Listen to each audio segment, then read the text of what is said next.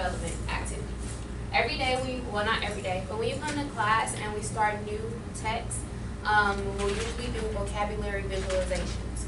What are visualizations? You guys pretty much wrote the directions down on the board. I just wanted to make sure we all had them before I actually give you the sheets, and the sheets really don't have directions, it just segments your vocabulary. So that's why I gave you the directions. So first step, I'll give you, most of the times I'll give you 20 to 30 unfamiliar words for like the month or for the like 2-week reading period or whenever we're reading a text. Sometimes though I will ask that you identify your own unfamiliar words and create the charts. But for the first couple of activities, I'll make sure that I give you the words first. Okay? So I'll give you the unfamiliar word, and of course you write down the unfamiliar word, and then with that word, what do? 5 things. 1, first you write the sentence from the text. That means wherever the word is identified in the text, you kind of highlight the word and you write the whole sentence down. Most of the times, though, some kids say they don't really have space in the boxes that you create to write down the whole sentence. The idea is that you at least write the independent clause, meaning the part of the sentence that can stand by itself that has at least a subject and a predicate. Hopefully you guys remember what a subject and a predicate is. But don't worry if you don't, we will do like grammar activities to help you remember subjects and predicates. That's at least a complete idea is being stated in the sentence. So if the word is belittled or something like that, he belittled the guy. And maybe the whole sentence is, he belittled the guy when he was talking down to him late in the afternoon. And maybe you don't write that whole thing, but as long as you write he belittled the guy, that's the he, the subject, and then belittled, of course, is the predicate, and who wants to talk about the guy or whatever. So that's a complete idea or an independent clause. But don't worry, if you don't remember that, we'll go over that. Next, you write down the dictionary definition.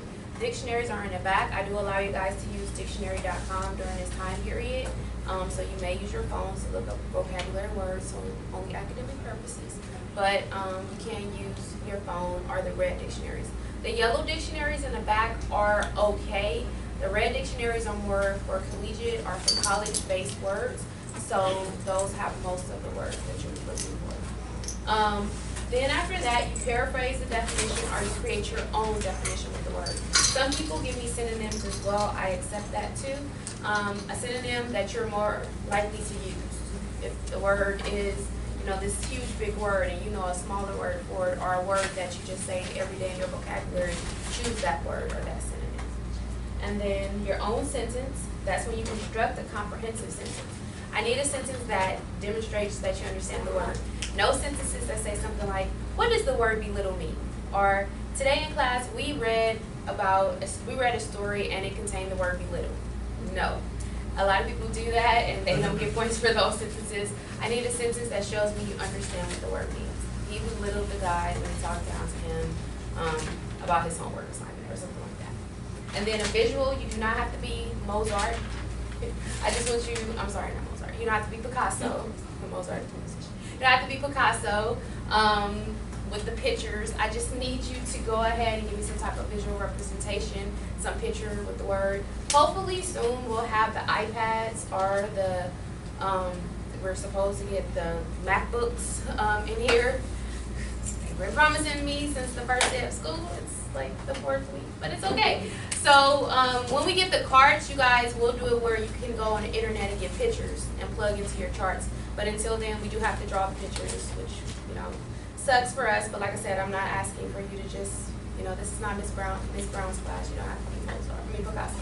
So just some type of visual representation. You can use stick figures. People do that often. If you want to be creative and all of that, I do have colored pencils in the back. Some people like to color them and add some pizzazz to it. Remember, that may wake you up, and creativity does kind of make you feel better. And that's, one of the things that they do give you, like in therapy sessions, time to color and things like that. So if you're ever stressed, maybe color your visualizations. I don't know. But the idea is, if you want to, you can, but you don't have to. All right, so those are the 5 steps. And right now I'm going to give you an example from the story that we're reading today. I'm sorry, not the story. I apologize for calling it a story. We're reading the text today, actually a column from a magazine. The column is called Small Change, or the article is called Small Change. the whole title is Small Change, Why the Revolution Will Not Be Tweeted. So that can kind of give you an idea of what it's going to be about. Tweeted, which is why we'll be tweeted. So we're going to read that, and from this particular text, we have 20 vocabulary words that I want you guys to focus on for this unit. It should take us this week and next week to like do little things. We'll read some more of the book, and then we'll like do some more activities with it. For right now, we're going to work on some background preliminary activities with this. So the first word that you guys may copy on the sheets that were just distributed to you is radicalize. So you get a point for each of these. First, you don't get a point for running the word, but definitely the sentence from the text. The sentence from the text that contained the word radicalized was thousands were arrested and untold thousands were radicalized. So I made sure I wrote the word, I wrote the paragraph that it came from, and the page number. I should see that on your papers as well.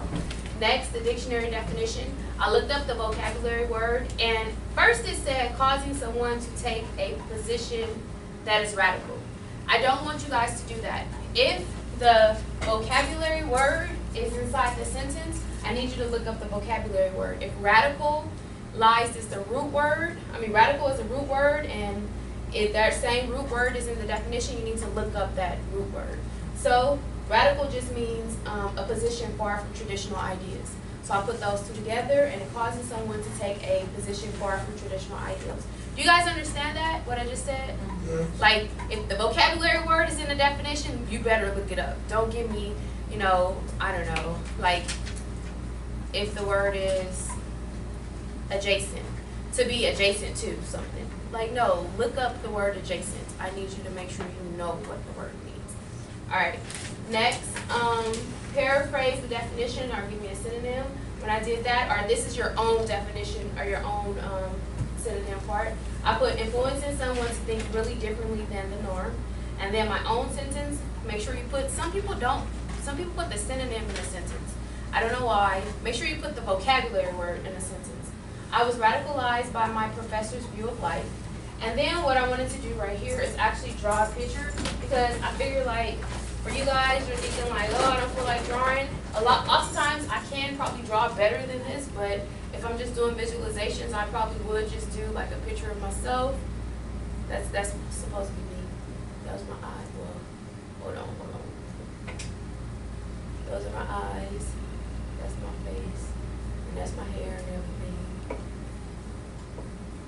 And then I'm like, wow, he changed my mind.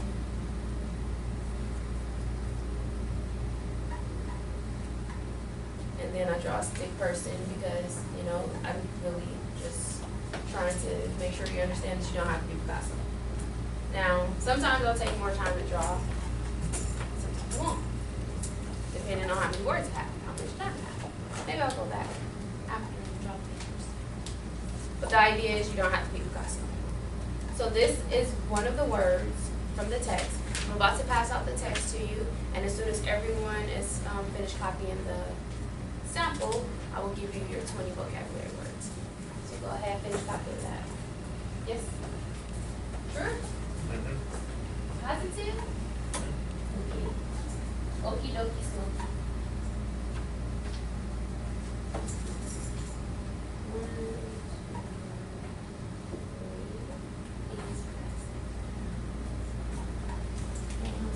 I didn't expect to leave mine to you. Sorry, it was a mess. I couldn't understand.